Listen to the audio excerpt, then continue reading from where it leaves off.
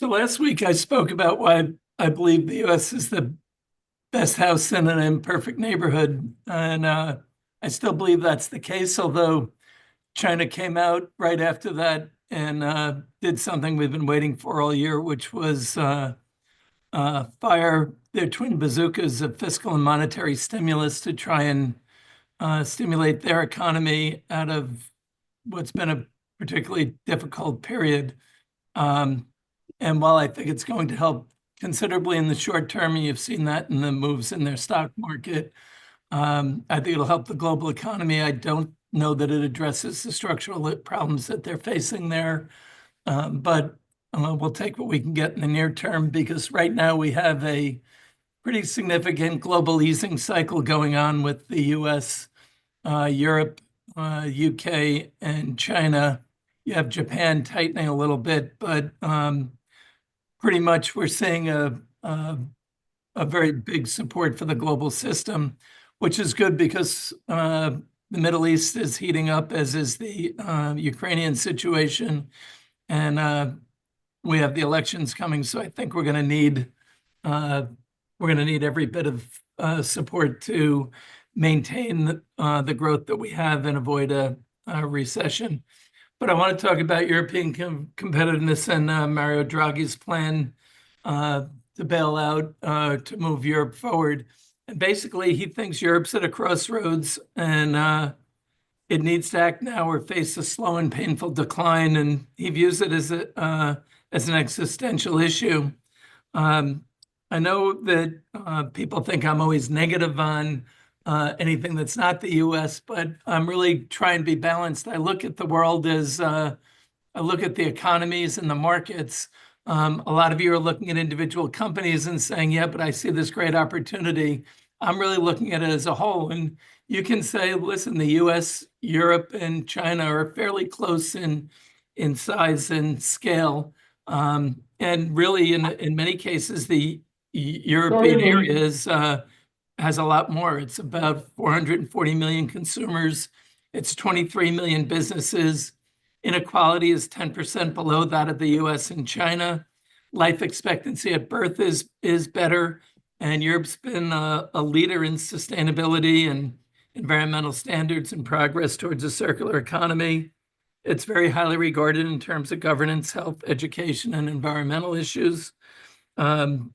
So I think it's got a lot going for it, but there are some challenges, and this growth should have been much bigger, given that it has a massive, mature economic system, but it doesn't get the scale that it needs out of that system. It doesn't play to its weight. I think there are some reasons for that. But really, the big issue that's holding Europe back is productivity has been lagging the US. And as you can see, going back to mid-90s, late 90s, you can see productivity was, in the 90s as a percent of US productivity, and then has been steadily declining. And a lot of this coincides with when China was really taking off as a manufacturer. Did that cut into one of the European strengths or not? But I think the European challenges during this period are real. And if you think since 2000, real disposable income relative to the US has grown at 50% of the rate that real disposable income grew in the US. So real challenge there. The EU's lagged in the digital revolution. I think that's been one of the biggest issues holding them back during this period of time. Only 4 of the top 50 global tech companies are European. Europe also has a problem of high energy prices, particularly when compared to the US. You have demographics, which we'll touch on in a minute, that are not particularly good. Defense spending has been lagging, and now it's scrambling to catch up. And the industrial policies have not kept up with the competitor markets either. So you have this big anti-immigration movement that's going on. The irony of that is when you look at the demographic cliffs facing the developed world and China, you can see here China in the top in the gold, Europe's in the blue, and the US is in the gray bar. And on the right is on the left is population, on the right is population 15 to 64. and you can see the cliff that's coming. So we're going to need immigrants, but we need good immigration policies that don't disrupt the current system. And as we've talked about on previous calls, immigrants coming into countries need to adapt to the country's social norms, not expect the country to adapt to theirs. And I think that battle is going on right now in Europe, and we just need to find a better match there. The US has the same problem. Canada has a similar problem. Getting immigration right is going to be critical because not only do we have a demographic cliff, but we have a skills gap, a skills shortage that exists in Europe and in the US and elsewhere as well. And it's matching these up. This is job vacancies for different jobs as a percent of the post.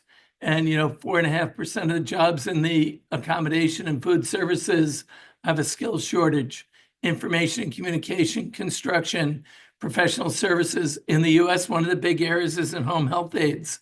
So how are we going to find these skills, and how are we going to cultivate these skills?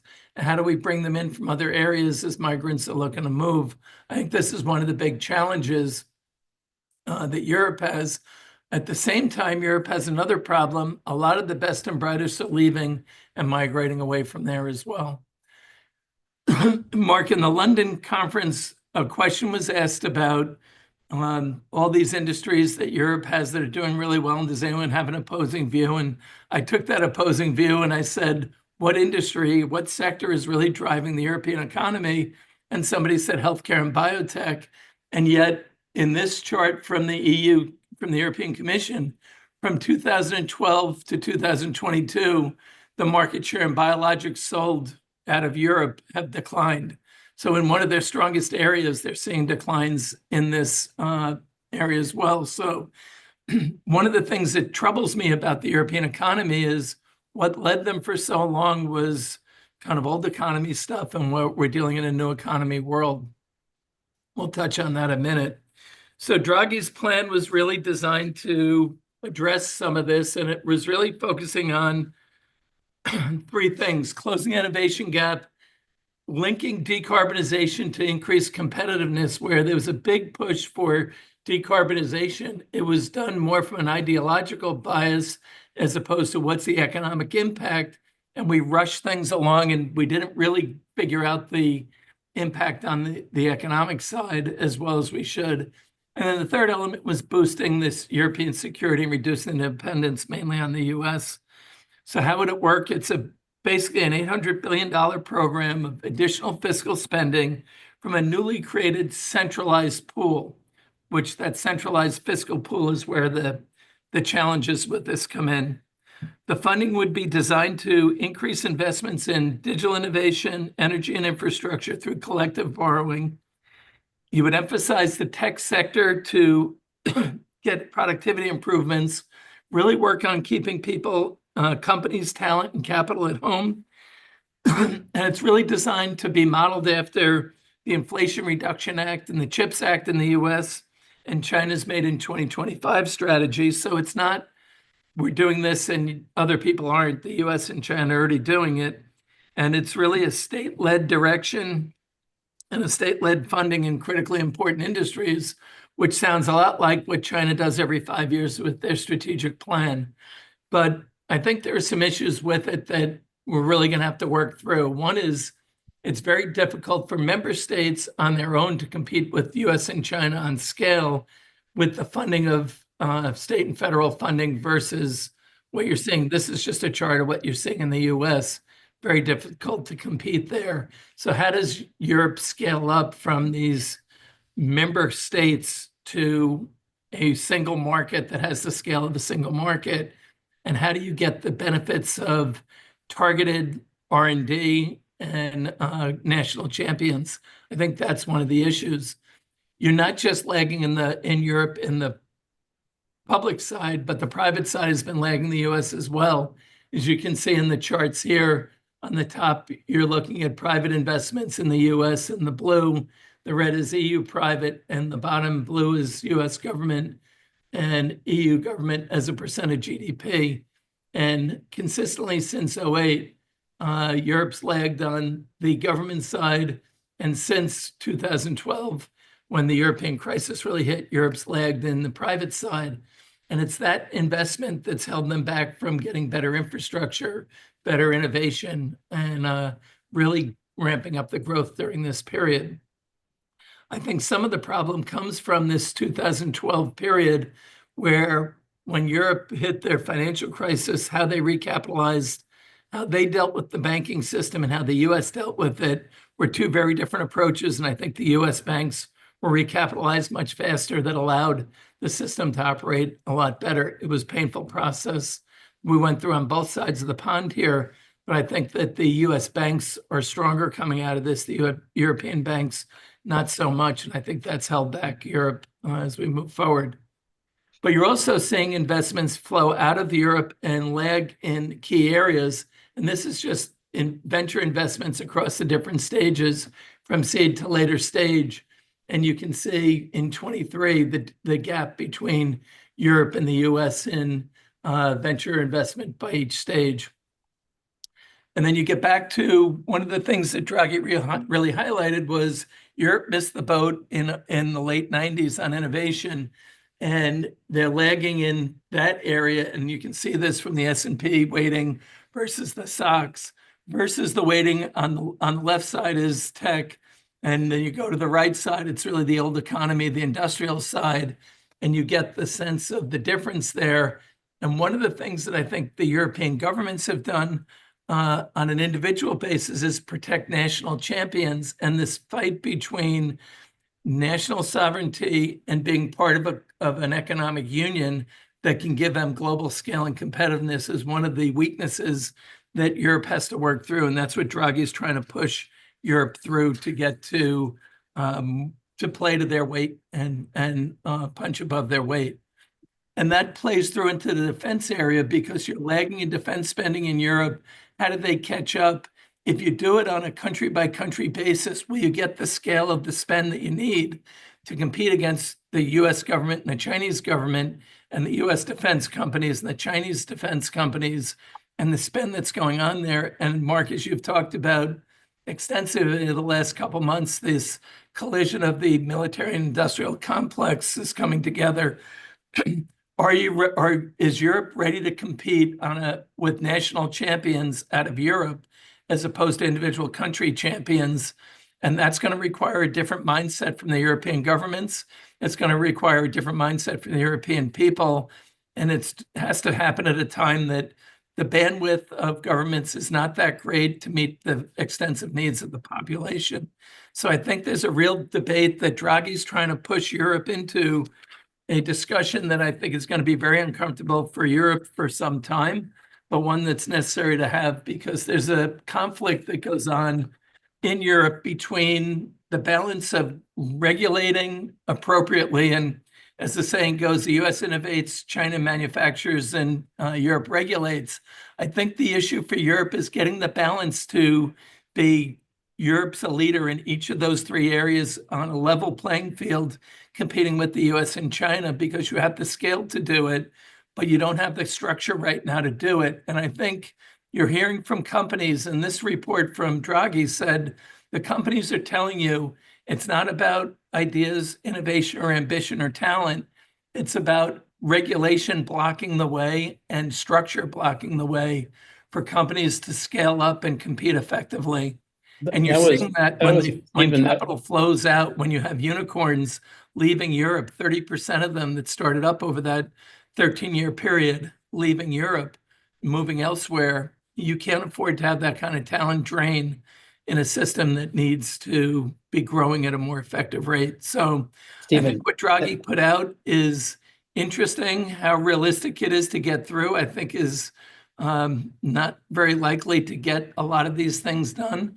But he is creating the dialogue, and because he has the stature that he has from his time at the ECB and really saving the, in many people's views, with whatever it takes comment, I think you have to take what he's saying seriously. I think how Europe deals with this over the next couple of years will be the determining factor for do they return to a level to compete. I think the challenges that they're facing are Draghi's proposal has support from Macron in France and Sanchez in Spain, who are really two very different politicians. On the other hand, you have Germany's Schultz warning that the financial risk sharing could undermine the fiscal discipline that the Germans have been so strong in pushing because of their history. I think other concerns that they're fighting against this plan are the erosion of national sovereignty and the view that further centralization will erode individual country autonomy. But I open it up to what everyone else thinks, Mark, because this is a really fascinating area to see the struggles that they're going through, but the scale and size that it has to offer if they get it together right is phenomenal. So it's a question of getting the balance right. So I'll stop there and open it up. So two things. I see hands going up, and I definitely want Eddie being with our shared Leiden experience and how we look at Europe. But after Tim Draper last week was also complaining about U.S. regulation, and I ran into him that night, so random, and he was telling his wife Melissa that he discovered this community 361. It's like you're all hanging out watching football together. You've been watching football like week after week. People disagree with each other. Like some quarterback's better than another quarterback, or I think crypto and you think it's terrible. So anyway, it was an interesting, we want to get him back into this discussion again. And having been in Europe and lived in Europe, and seen its qualities, we're all rooting for it in a way. Particularly in this geopolitical block system here that we have. So with that, Eddie, to you. Yeah, so obviously, Stephen, brilliant display here. I think it's a very difficult problem we have in Europe. And Draghi is a brilliant economist, and I think his plan is really good. The problem is he stipulates $800 billion per year, I think, in his plan. And, economists are typically saying, assume that's available. The problem is it isn't. And if you look at the structure of the EU, it's part of the problem, right? So let's peel the layer of the onions. So most of the proposed bill needs to be done by the EU because the EU itself only has 1% of GDP budget, which is almost nothing, and most of it goes to farm subsidies. So the 27 EU states have to do most of the taxing and the spending, and the problem is we did a lot of spending and very little taxing. And if you look at the top European countries, France, Italy, Spain, etc., they I think have debt to GDP ratios above 100%, whereas the norm is the rule is 60% of GDP. So it's hard to make this work when the top contributing countries all have debt to GDP ratios way higher and cannot prop up the money. So it's very difficult to see this work. The idea is really good, but where's the money going to come from? And that is indeed also what I think Stephen says. Like the other big problem is the depth of the banks, and the liquidity in the market in the US is way high. You can see that the VC is completely lacking in terms of spend, which also stifles innovation.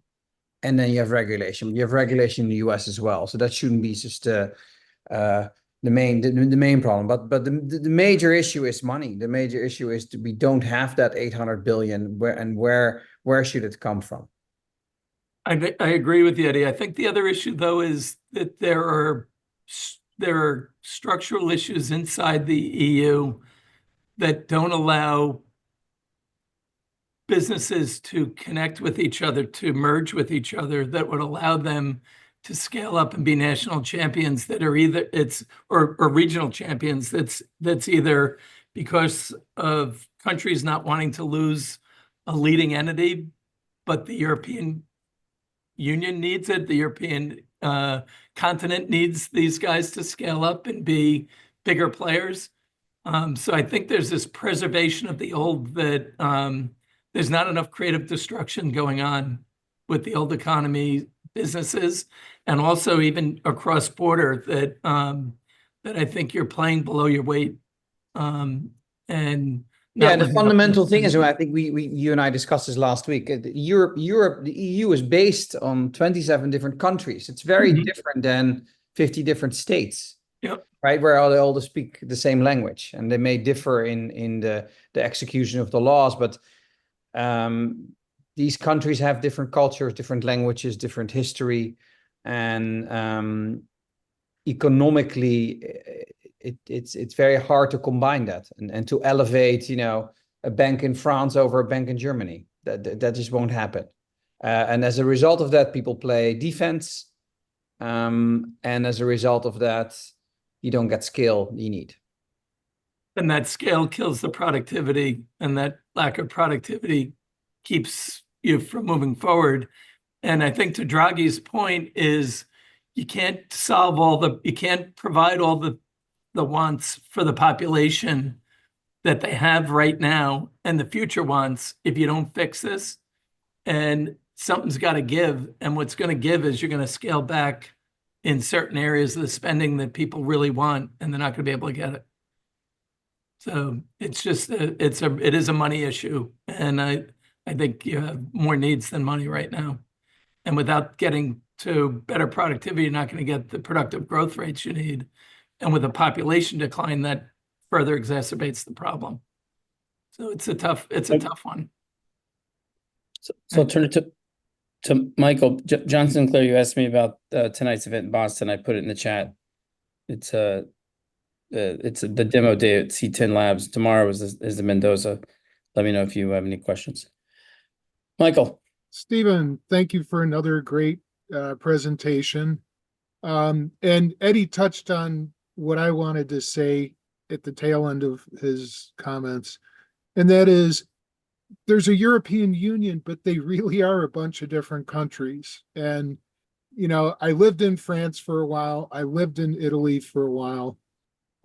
Totally different economics and culture than, say, Germany. Oh, and as a side note, Britain just closed their last coal-fired power plant, which is kind of interesting. But on the topic of startups, I don't know that it's simply a brain drain for Europe.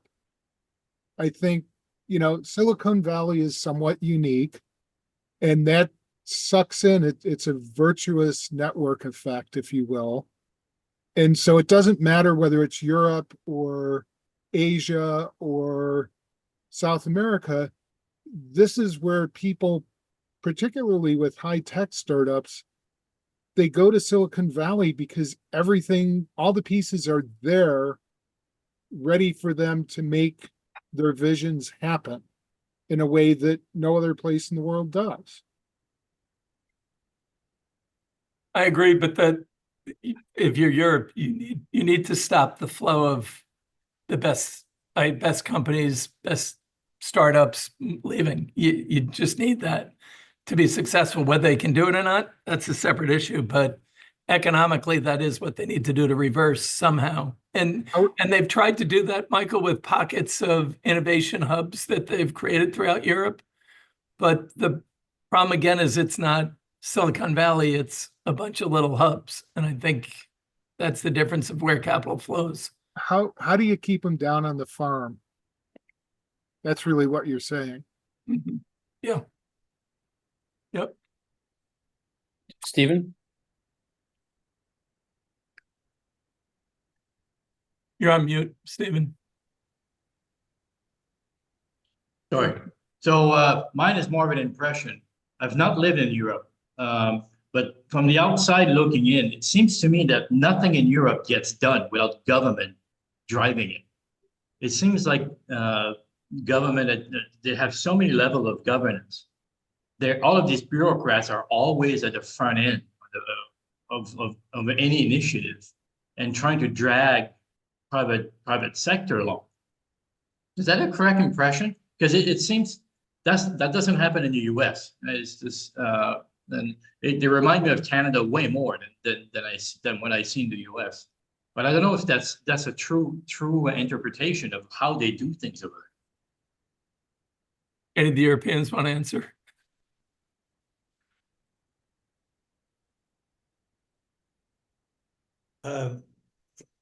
I started doing business there 40 years ago. Been through the whole thing to today. I was going to comment on today, but to comment on that, it is government very involved, and Eddie's probably seen this, that it goes even all the way to the other side, where generally populations have expectations now of government solving every problem, where in the United States, we have this constant debate about what should government be doing and what should they stay out of. And that's why you end up with protests in the streets every time a government announces something. Now, that's not, I'm not what somebody commented. This is, Eddie, what, 27 countries you said, whatever it is. It's not universal, what I just said. But, and I'll just throw in the comment from what's recent, is that this isn't just venture capitalists. These are big companies in Germany saying to their government that we can't function this way anymore. We're being strangled. And so it is beyond that. And when I started, speaking of Silicon Valley, I was investing for a bunch of family offices and going there every other month.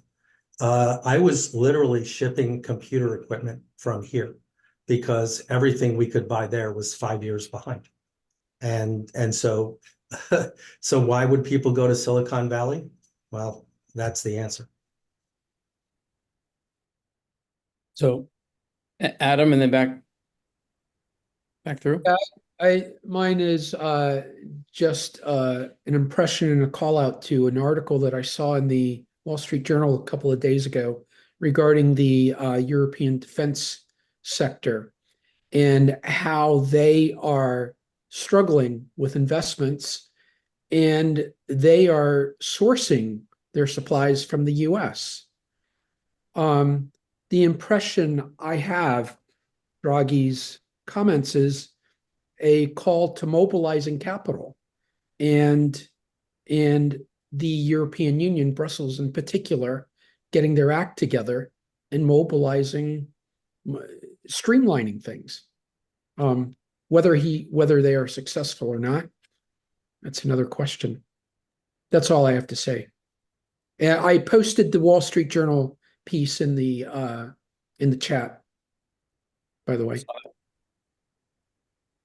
Adam, nice 25% increase in defense spending coming from Russia announced today. Not a surprise. Not a surprise. The economy needs the spending. Things are heating up there. I don't want to get off track on your piece here, but it is heating up. And then Putin rattling the nuclear card again, which, look, it's dangerous, but I believe it's another red line bluff. Other comments, questions? I was just going to say, what they need is a entity, something to unite them, and it might be Russia, and it might be defense spending. And I wonder if they should be spending 5% of their GDP, each of these countries, on defense, given the threat of Russia right now. And you hit on this earlier, Stephen, and that was, you can't build a nuclear plant in Germany, and France has all nuclear plants. The UK's got the North Sea, and they basically tax them out of business. I mean, the energy policy across the continent is just, it's the worst Rubik's Cube ever. And it's totally inefficient. And, they need to shore up the purposeful spending on moving over a longer time period towards sort of better energy policy. And that money should all go into defense spending. And they will probably end up with sort of a virtuous circle of GDP growth out of doing it. I mean, even Russia, their economy's done okay spending a ton on defense. It creates jobs, it does all sorts of stuff. So I don't know, it'd be interesting if Draghi would actually take that on as something that he could actually execute because of the Russia problem. It is interesting. You bring up a great point, Duncan. What would it take to get the European nations to want to act as a single entity? That's really what it's going to come down to, because that's what Draghi's really asking for, is act as if you're a fiscal and monetary union and a security union. And what's it going to take for that? And I think, as Eddie pointed out, it's a very difficult challenge without some crisis to push them there. Yeah, and then politically, it's rather going the opposite way, right? You have Mhm. all these alt-right parties that are essentially saying, you know, close the border, or for whatever interpretation they give to it, and stop the immigrants, and defend our home base. There's a rise So- of nationalism, and you're talking about going the other way. And so the sentiment is exactly the opposite. So I think Draghi's enlightened and actually theoretically correct, but what does that buy? Alan, you have a comment? Yeah, I was just going to say, I think one thing that really hasn't been discussed a lot. Yeah, I've been in the Silicon Valley since '98, since the first .com, Can you and just get my sunglasses out? I've advised startups in Berlin, Dubai, really throughout the world, and worked with the VCs in Europe as well. And I think the one thing it comes down to is just risk tolerance. They're the only place in the world where I've seen the ability to integrate risk and think about risk in the same way as Silicon Valley is probably Dubai. They roll the dice. But when it comes to Europe, they're so risk averse. Also, I remember the founder that I was working with in Berlin, he was so worried about just the bankruptcy laws and things like that, the way that they go after the founder. It was very chilling in many ways. But again, it comes down to risk. And Silicon Valley it really is a different DNA in the way that they fail fast and move forward. And, the economy really embraces that and is pushed for that. And the capital that surrounds you understands that.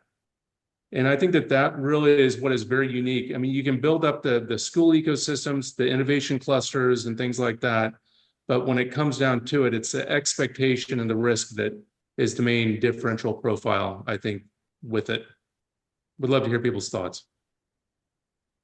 But Alan, with that is also that's also a function of the laws that govern the bankruptcy Absolutely. startup. So that is a huge difference here in the States versus Spain, where I've lived. So Germany the same way. My friend was, literally trying to raise $50,000 notes, just piling them on. And he was forced to do that because he was so worried about bankruptcy and other components and what the personal impact on him would be, for that. And he wasn't, a German citizen. And so there were, other factors that would come into play there. But definitely, the laws are a huge component.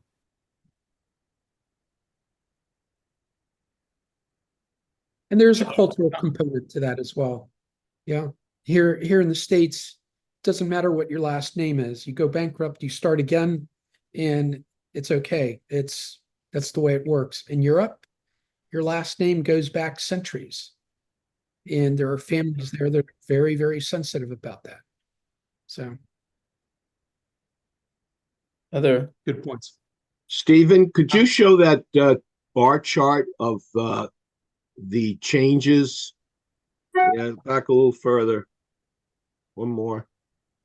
No, one more. That one. It's almost telling in support of some of the comments here about risk, how the drop in capital going into seed and early stage companies. Sooner or later, there aren't going to be enough later stage companies for everybody for the big guys to buy out. I also think this is a reflection, though, of the struggles that the European banking system has gone through over the last decade. Having worked at Deutsche Bank in the past, and having seen what's happened to that bank alone, and then you look at the other big European banks and the struggles they've had and are continue to have, I think those issues, it's hard to have a robust economic system if you don't have a sound underlying banking system. And I think those struggles continue to weigh on Europe, not only from a retail perspective, but also from a venture and capital perspective overall. So I think that's one of the challenges that never really fixed the banks right coming out of the financial crisis. Another Michael, thing that'd be interesting to see is with that chart as well, is to understand what the valuations look like and at what multiples VCs, PEs are funding. Because, I mean, look at the public markets. You have so many companies now that are moving into the US markets just because they can get a higher valuation. They're moving from the LSE over to the NASDAQ or NYSE just for the valuation boost. We picked up a company in the aggregate space called CRH out of the UK that relisted, moved their listing over. A lot of the hedge funds got onto it as well, but they moved with like a 13 multiple into a space where MLM, Martin Marietta and Vulcan are in 20-something multiples. And just by making the switch, have seen their multiple expand up to 18, 19 by making that move. So it really is the difference, very different markets when you see how that move can improve your valuations. So yeah, well, it's like a capital market pool factor. mhm. Stephen, a quick one. You'd mentioned in your presentation that there was migration away from Europe. That was one of the issues. Did I hear that correctly? And if so, where are they migrating to? You're seeing companies migrate out. You've seen companies reshore or bring their business to the U.S. The southeast of the U.S. Looks a lot like the old German auto industry used to look like, because that's where they all moved to. So you are seeing capital flow, but you're seeing, again, to the Midwest, you're also seeing some move to just closer to other pockets of capital. So whether it's moving closer to their markets in Southeast Asia or to the Middle East, but they're not holding capital as much as they used to. And some of the brain drain is in the industries that are feeling that they're being left behind by staying in Europe. Tech being one of them. So these are companies, high-skilled companies that are moving high-skilled workers. It could be Asia. that. It's also companies that are high energy use companies that need to get more secure, lower energy costs.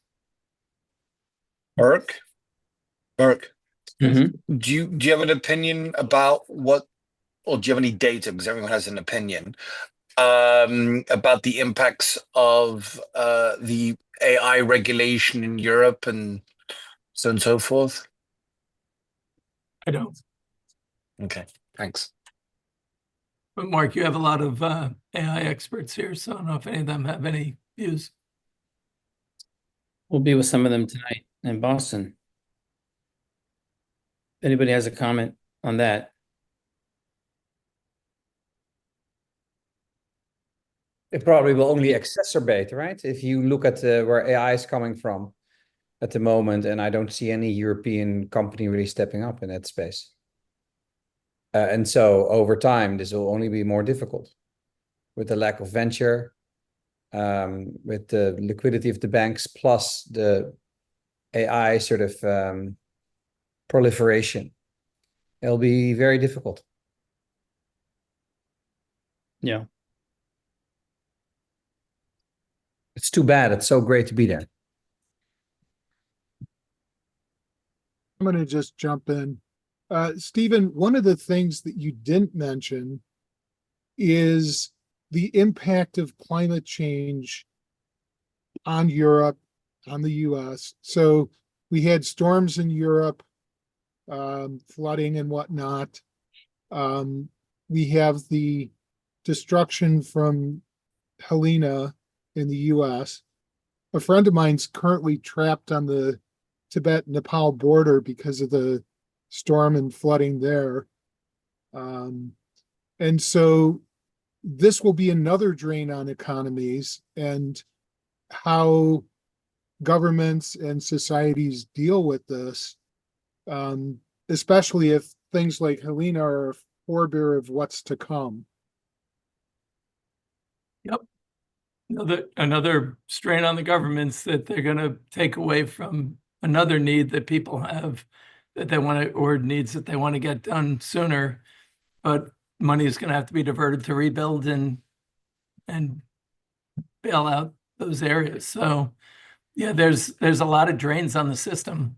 And I think triage is going to be one of the hardest things for politicians to do. And I haven't really heard many people who are either newly elected or running for office talking about their fiscal discipline.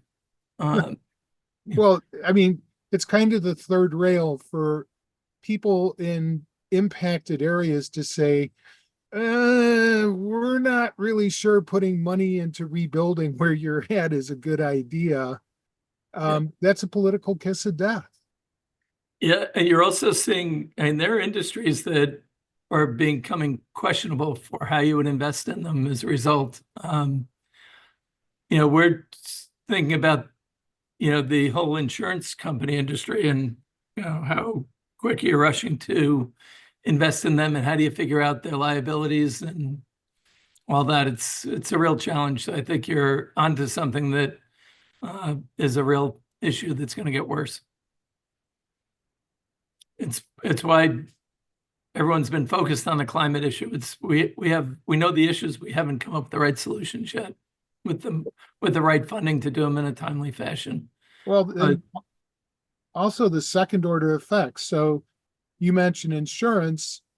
If you're buying a property, but you can't get insurance, you're not buying the property unless you're paying cash, right? Things like that.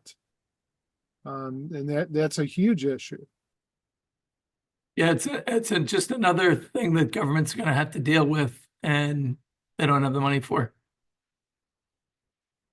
So, another strain on the system. Other comments? Andrew Voss? Thanks, Stephen. Thanks, Mark. And maybe this is off topic for today, but certainly topical in the world we live in. Stephen, any comments on the port strike? Yeah, it's interesting. Powell comes out yesterday and says maybe we should be expecting 25 basis points instead of 50 basis points. He might be a little worried about the inflationary impact of port strikes. It could really mess up the system domestically and globally for a while. So there's potential inflationary impact from that. You have both candidates' policies tend to skew towards probably being inflationary, if not highly inflationary, depending on what they get through. So I think there is a risk of a reemergence if they aren't careful. But I think they're onto an area that is a problem. It's interesting to see that one of their points of contention is the automation of things, and in the context of the AI world that we're living in and movement, I would say. And so it's an interesting topic. And what's interesting is the European ports, where their unions are quite strong, are putting automation in. So it's a question of how do you do that and what's the right balance there. But this is actually is Mark, what Tim Draper was asked in our office about AI and taking out jobs and all that. Automation at the docks is absolutely essential to keep the costs down. And yet, how do they do that? That'd be one of the real challenges. Fair enough. Stephen, I didn't join the conversation at the beginning, so if you spoke about that, my apologies. The question that I have is about the outflow of capital from Europe, and at the same time, the Europe are building alliances with Asia, specifically China. China is buying into the automotive industry. Volvo, to start with, Stellantis has 20% of one of the biggest Chinese EVs. So do you have any information about that? The Chinese strategy, or in broader sense, Asian strategy in terms of taking advantage of the European problems? I mean, everyone's trying to gain share. And unfortunately, right now, because of some of the issues in Europe, Europe's been more of a shared loser than a taker. China has done, I think, a pretty good job of pushing in the areas they want to push. But I think that there are certain companies in Europe that'll do fine with it and others that won't. But I think the auto industry is really in a really tough spot right now. And I think the dilemma for European leaders is, do I support the EU? Do I support the allies, or do I support my own country with what I think is best? And they're really struggling to execute their geopolitical and economic policies and marrying them in a way that makes sense. And I think in Europe's case, they're kind of between a rock and a hard place in how they deal with China. And I think you just have to be careful what you're going to end up with, because I think some people view it, and I think, Mark, it was Lydia who said this when she's looking at new deals now, is when somebody talks about their total addressable market, if they're in the US, she takes China out and takes their total addressable market down by a third. I think that's the dilemma that companies are looking at, is, do I give up a third of my market share or not, or market opportunity or not? And I think that's where China and the US have European countries is trying to pick. Or to Wanda's question, I can't remember when it was in an earlier discussion, Volvo being owned 20% by Chinese. Yep. It almost penalizes the other 80% because they're losing market access. The supply chain they're denying Volvo components to be a player in some of the supply chains now.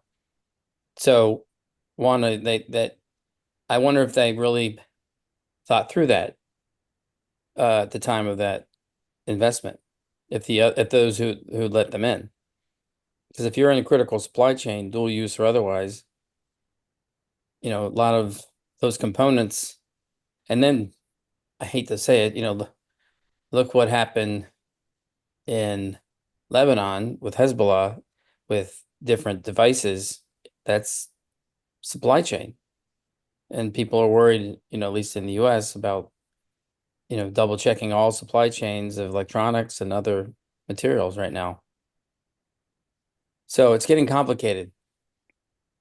And it's even getting more complicated, Marcus. I thought that the Chinese would really focus on only the strategically vital industries. And I just saw that they went after Tommy Hilfiger because they weren't sourcing cotton out of the region with the Uyghurs, and China went after them for that, which would be a problem to sell that product into the US because of US rules. So you're getting companies in the t-shirt industry being dragged into the geopolitics now, not just, chips and high-end tech stuff. So it's really getting broadened out where this fight is going on. It will make it even more complicated for CEOs to determine where they are going to do business going forward in a fragmented world.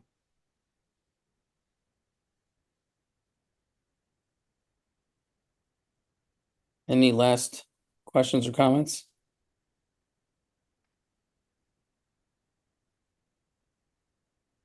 So in the 10:30, Duncan was talking about a couple topics, merging managers. We'll be talking about those tomorrow at 10:30. if you all want to join.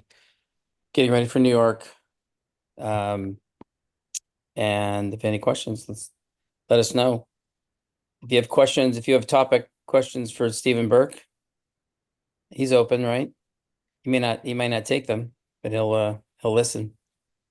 Oh, I have one. Okay.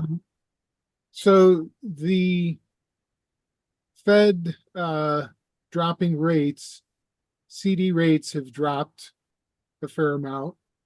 I just took 150 out of CDs today. And so, is that money coming off the sidelines? Is it getting rolled over into lower rate CDs, high yield money market accounts? What's the impact? Because there's a lot of money sitting in that space. Yeah, I think money's waiting to move. I think some is moving on the rebound in the markets, but I think a lot is waiting to move for the election. You have pretty binary outcomes in terms of depending on who wins the election, how much they win it by, or what mandate do they have of a divided or a sweep. You have a very different determination how you would handle fossil fuels versus renewables with a Trump versus a Harris administration. So I think money will start moving. I think some of it moved in with the 50 basis point cut. I think the rest of it's waiting for a little clarity on some of this geopolitical sloppiness in our election to really move. But I think it will move pretty aggressively over the next 2 months. Can I ask who got out of CDs, and did you get out because of lowering interest rates? I'm just wondering. Oh, so this was money. Third Federal had some really great rates, but it's inconvenient to my wife and I, their locations. So we just rolled it out because of that specifically. Haven't decided what we'll do with it. Have some more money that's CDs that are coming due. So kind of like what Stephen was saying, we're not sure where we're going to jump.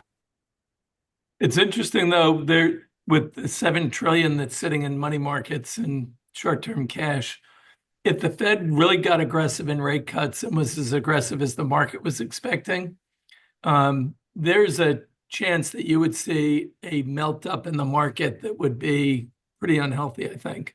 And that you would see money move very quickly, Michael, if you saw back-to-back 50 basis point cuts and the Fed moving towards what the market's expectations were, which were way ahead of the Fed's. I think the more measured approach from the Fed will actually allow it to continue to drip in and get through some of the volatility that's going to come over the next couple of months. But the flip side is, take the S&P. That's done really well this year.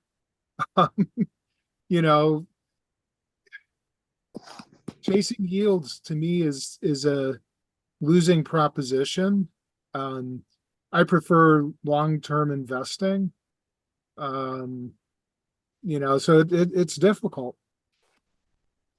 Bill Duickler and I were having this discussion through email yesterday about asset allocation, and there was an article about the Harvard endowment and the struggles that they were having with it, and how upset the alumni are with the management of it, and I think that the whipsaw approach that endowments and pensions are taking, reacting to either the alumni or to other things, is actually getting them to do all the wrong things at the wrong times for a lot of them, and why their numbers have come up as badly as they are. But Bill, you had some interesting take from your thing on what the new allocation might be that the consultant's using. Oh, yeah. My one comment on the Harvard situation is that tragically that's very self-inflicted. The board knuckled under. This goes back to when Jack Meyer left out of frustration. And the board just succumbed to alumni pressure and was definitely micromanaging way beyond their mandate. So that's unfortunate. But one of the things that Stephen and I were batting back and forth was one of the consultant for the pension plan where I'm a trustee. His core strategy for us essentially is a 70-30, rebalanced appropriately within guidelines. And it's very interesting to see long run. If you're a perpetual investor, that strategy is actually not that bad, because if you go back, I snuck the chart in 2 times ago at the allocators session. But if I was to tell you that I've got a strategy that is pretty liquid, but you have to hang on to it for a long time, but it has the potential to give you 100x. Would you be interested in something like that? Well, that strategy is the 70-30 mix and the S&P since 1975. So for 50, if you bought and hold for 50 years, more or less, you got 100x return on that. The only problem is that there are intermediate periods of time, such as the 87 crash, the .com crash, and then the GFC situation, where you can get very extended periods of time. It's interesting that the tragedy was that the GFC came literally within a few months of the S&P regaining its high watermark after .com. So it was that long, and so essentially it was almost from the .com from summer of 2000 to almost 10 years later was when you got back even if you had invested more or less at the peak before .com happened. And if you're a perpetual investor, that's generally not a problem. But if you're a family office that needs, that has potential needs for capital or just income generation, or if you're an individual who's trying to manage your retirement, that can be a big problem. And so, how do you balance something that's as attractive as a 70-30 mix with this timing risk of potential events that could come in that could really torpedo the time that you really need, capital to be withdrawn from your account? So that's very much a rhetorical question at the moment. I don't have the answer yet, but we're working on it, aren't we, Steve? Steven, do you mind if we go back a bit? I just was curious. Is there any consensus among the analysts on the bump or fall in the market based on a Trump versus Harris win? I haven't seen the options numbers, and it would depend really on a sweep or not too. So I haven't seen the numbers on that lately. But it's not just a win. It's what do they do after win? Right? Because you could get a short-term bump and then get cratered because of what actually happens. Stephen, I think your point about rate cuts and short-term rates coming down, potential repression sort of psychology among investors, going back into the market. The other thing is that on your question to the election, maybe you look past this prologue. If Trump wins, there was a big run after that. I think Biden-Harris was tough because they came in right around COVID, so that was complicating the issue. But nonetheless, you could probably look back and at least get some indication from that. Well, I actually think the market goes up regardless of who wins. So just uncertainty. So the money on the sideline is effectively just doing uncertainty, not necessarily, the economic policy of either candidate.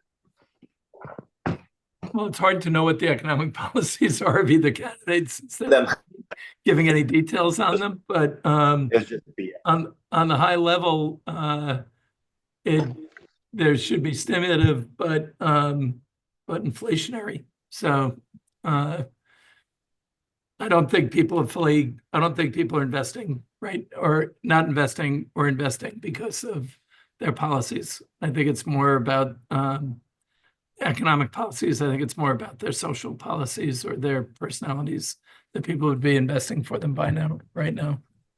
What happened to fiscal conservativeness of, Republicans? What happened to that the last 20 years? Where did that go? That went out the door with when Trump came in. Well, Bush. I think the debt and the deficits went up tremendously on the Bush. That was a war. That was a war, though. So you would expect it to go up during a war. It's more in peacetime. We shouldn't have had them skyrocket the way they did, but they'll come up with a million reasons why they should have raised them then. But we didn't need to raise the deficits as much as we did in the U.S. I just get very chagrined that regardless what administration is in, financial prudence is just totally out the window, and nobody cares about how to pay for whether it be the social spending or the tax cuts on either side. And it's whatever. I just fear on the long term going forward, the implications on, you mentioned inflationary tendencies, debt, and, the constraints the government spending in the future. Bill, Roger's filling out survey 17 verbally right now.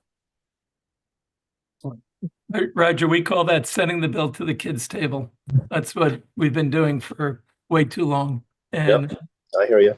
That bill's going to come due, and our kids actually know it too. If you talk to them, they know that we've been screwing them for a long time.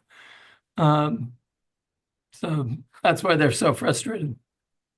But this discussion also raises the issue of societal impacts versus personal impacts, right? Yep. Everybody in this call, I'm going to assume, is doing fairly well on a personal basis. So the real question is, how am I going to deploy for higher returns? On a societal level, a lot of people are like, how am I going to put food on the table or a roof over the head? So I think when we have these discussions, we always need to distinguish personal investing versus societal investing in impacts.